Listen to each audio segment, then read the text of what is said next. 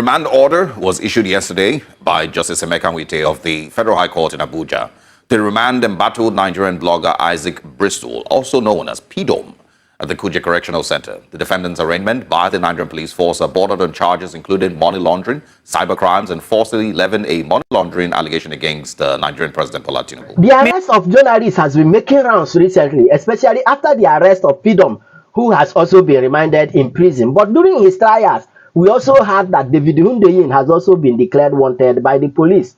Now, according to the interview David granted about the whole matter, he said that this is not the first time that the Nigerian state is coming after him. In fact, in the past years, they have made him change country twice, from Ghana to Kenya, from Kenya to the United Kingdom. Now, we also talked about what is going on around the case of Pidom and what Pidom is going through in the hands of the security agents. In fact, listen to David Hundeyin interview, and I'll be back. Meanwhile, after an investigation, the police has further revealed that investigative journalist David Hundeyin and one Michael Alade are Bristol Isaac, aka Pidom Nigeria's accomplices. The police force spokesperson Muyiwa Adejobi says Pidom was arrested following a petition from the office of the Secretary to the Government of the Federation.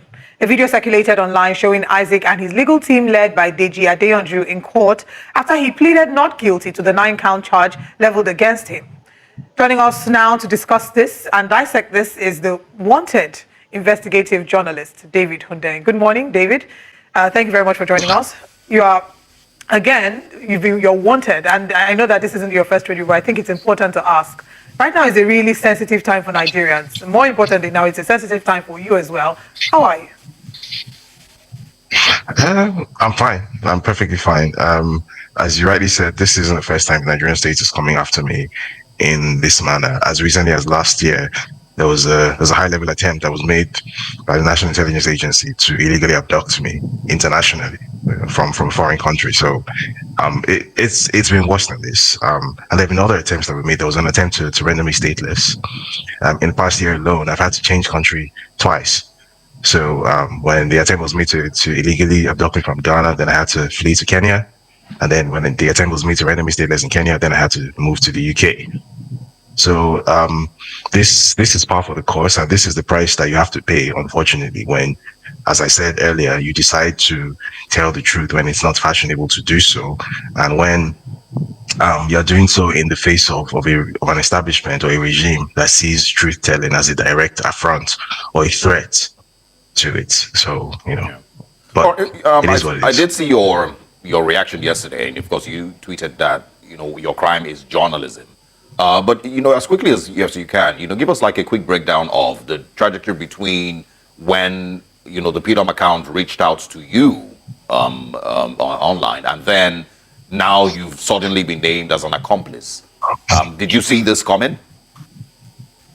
Well, yes, which was why I decided to go public in the first place, because the manner or the circumstances under which this account suddenly decided to reach out to me and, you know, for whatever reason, give me access. And then the security events that started happening, the attempts that were made to hack my devices, which led to me having to replace them and all of that, made it clear to me that there is some kind of skullduggery going on, which I don't want to be party to. The educated guess that I had then was that this is probably a state security attempt to rope me into some sort of, you know, I don't know, criminal investigation or whatever, for the purpose of creating a narrative basis with which maybe to try and discredit my international refugee status or something, just basically to make my life more difficult. Because as you may know, it's not unheard of for countries like Nigeria to use the levers of security, such as Interpol, to try to go after political dissidents or political opponents, journalists, whistleblowers. It's a thing that Nigeria and other countries like it do regularly. So I was guessing that something like this would happen. And true to form, exactly as I thought it would turn out is exactly how it has turned out. They held a whole press conference. You know, they had the force spokesperson read out a statement, and they named me as a suspect in an ongoing criminal investigation. The purpose of doing all of that is to create a narrative basis, possibly to put me on an Interpol notice list, which makes it more difficult for me to travel, and essentially just start sort of making the walls feel like they're closing in on me. Because Typically, when that happens, that makes it easier for the target maybe to start making mistakes and to do something which puts them in a position to actually get hold of this person. Because as you know, for whatever reason, getting hold of David Hundeyin is one of the most important security priorities now of the Nigerian DevSec establishment. It doesn't matter that you have actual, literal, real life terrorists going on TikTok and showing off the money that they made from kidnapping Nigerians, the ransom sums in crisp CBN banknotes. None of that is as important as getting hold of some journalist somewhere in the UK, because apparently that's what's going to make Nigeria a better place, and that's what's going to make the presidency of Bola Ahmed Tinubu a successful one. So here we are. All right, we'll come back to talk about you here. Let's backtrack a bit to pidom and the role, the journey so far. What updates do you have regarding pidom's case? Well, so as of yesterday, the update was that he was remanded in prison by the Federal High Court. That's Kuje prison. His lawyer, Dijade Andrew, wasn't allowed to make an oral bail application, so it has to be written. And in the case of a written application, the police have 7 days to respond. So Isaac Bristol, or pidom, is going to be remanded for at least 7 days. Prior to being arraigned in courts, apparently and this is direct information from him because I spoke to him after his court appearance. I spoke to him on the phone. His lawyer was kind enough to put us on the phone. He says that the deputy commissioner of police at the NCCC, the deputy director of the NCCC, actually visited his cell when he was in FCID detention and sprayed some sort of toxic substance into the cell. And since then, he's had extreme difficulty breathing. And if he talks, you can actually hear that in his voice. He can only talk for maybe 5 seconds, and he has to cough, and you can hear him wheezing. Clearly, something's wrong with him. He says he has lost all use of his left index finger. He can't feel anything. There's no sign of any blood circulating there or anything. And he has still not been given access to proper medical care. He also said that there was an attempt that was made to inject him with something against his will and without his knowledge, which thankfully was unsuccessful. And according to him, it was the publicity that was generated in the wake of his disappearance becoming public knowledge that even forced the FCID or the NCCC to even sort of put together those charges that they already put together to actually arraign him in court, because apparently they intended to just hold on to him indefinitely without anyone knowing. So as we speak now, he's remanded at Kuje prison, and he's going to be there at least until the 11th, which is 7 days from yesterday. That's the latest update. Yes, can you clarify exactly who he says sprayed something into his cell? He said, and I'm quoting him directly, he said it was the DCP at the National Cybercrime Center. That's the deputy director of the National Cybercrime Center under the Nigerian Police Force, who happens to be by rank a deputy commissioner of police. So, the commissioner of police in charge of the NCCC is CP Uche Henry. So he says his deputy, whose name I've been unable to get hold of, that person visited his cell, even though he had no business doing that, visited his cell, sprayed a toxic substance into his cell. And since then, he has been unable to breathe properly, and he's having issues with his windpipe. He can't breathe or speak properly.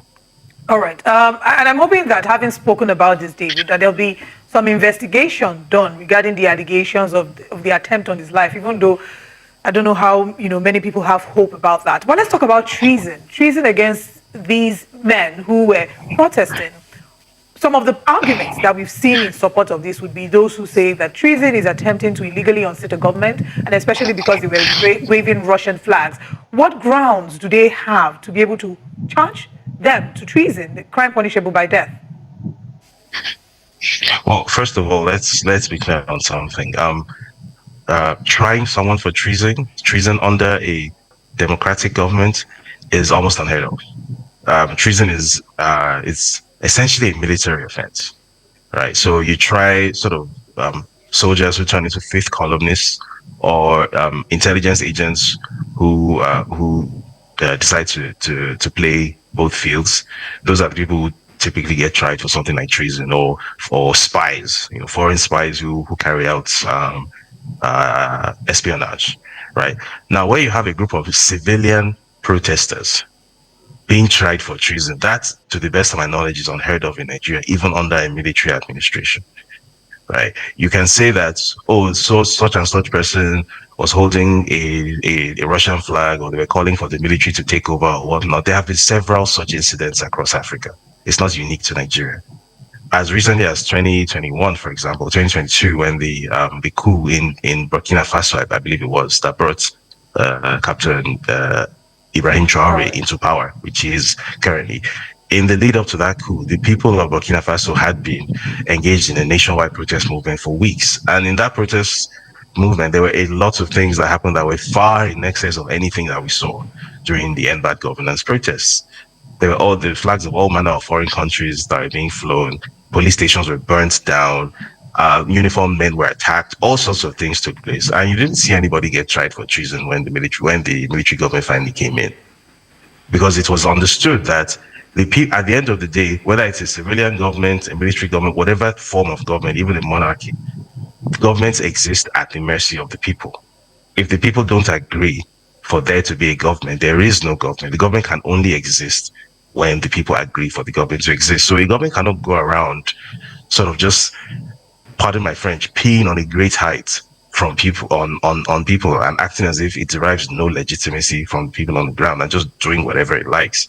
But in Nigeria now, we have a situation where the president and those around him seem to have completely given up on the idea that they're ever going to be a popularly accepted administration with any kind of legitimacy or credibility. They seem to have completely given up on that idea. It seems to me that President Tinubu knows and accepts that nobody likes him and nobody takes him seriously in that position. So he seems to be of the opinion that, well, I'm just going to do whatever I want and there's nothing you can do about it because I'm the president and I have power and I'll show you what it means to have presidential power. If you recall, sometime in 2013 or was it 2014, he was quoted as having made a statement when referring to the then president Goodluck Jonathan. He made the statement in Yoruba, but the translation went something along the lines of, this boy doesn't know what to do with power.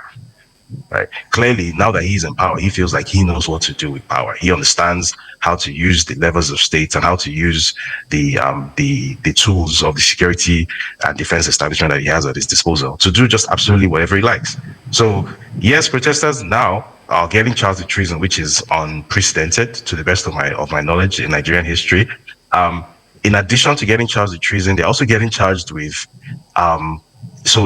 in the case of pidom, he was charged. If you read the first count on his charge sheet, it says very in plain English that his offense was that he promoted a political movement, or he promoted a movement with the hashtag End Bad Governance in Nigeria, which sought to compel the Nigerian government to take certain actions that it may not have wanted to take. So, in other words, what that count said, what the alleged offense here is that under a democratic system, a citizen or a group of citizens sought to make their voice heard in such a way as to compel their government to do something which is in their interest, which, as far as I'm aware, is the entire purpose of democracy. So if you call yourself a democracy, but you are literally prosecuting people who are trying to do the things that are democratic, that are constitutionally protected rights under what purports to be a constitutional democracy and electoral democracy, then it then begs the question: is this actually even pretending to even be any kind of democracy anymore, or are we back to the days of Abacha under someone who happens to wear civilian clothing? Because the impression I'm getting now is that Nigeria is turning into Cameroon now, where we have one old man who has personalized the state. So, basically the way Paul Biya is, in the words of the the French monarch of old, l'état c'est moi. Tinubu is now l'état in Nigeria. Right. To the best of my knowledge, I can't think of any time in human history where a country with 200+ million people, the state of such a country hasn't personalized by one single individual, but we seem to be witnessing it now in real time, which is absolutely incredible to my eyes. This is very serious, but it is what it is. Anyway, that was what is going on around the whole matter. He even talked about this treason charge against the recent protesters that was charged to court, 10 of them. But nevertheless, share your thought with me on the comment section. And you know the vibe now. Click on that subscribe button, follow and share for more updates. Also on your notification button so that when I post a new video, you will be among the first person that will get it. Because like this, we move.